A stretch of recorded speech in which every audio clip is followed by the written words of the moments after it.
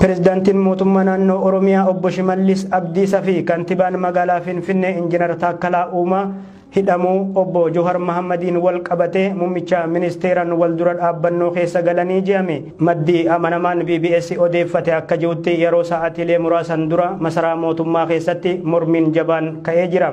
Pirezidaantiin mootummaa naannoo Oromiyaa obbo Shimallis Abdiisaa fi Injiinar Taakkalaa Uumaa Johar faan akka gallakkifamuu qaban gaafatanii garuu masaraa mootummaa keessatti yaada isaanii kana mormiin qunnamee jira jedhame. Gama biraatiin obbo Abbaaduulaa Gammadaa Joharii fi obbo Baqqalaan Garbaa hatattamaan gallakkifamuu qaban yaada ji'utti cichanii jedhamee jira. Obbo Abbaaduulaa Gammadaa namoonni hidhaman hatattamaan akka gallakkifaman gaafatanii yoo gadi lakkifaman ta'e anallee itti na dabalaa sadarkaa ji'utti akka dubbatantu gabaafamee jira.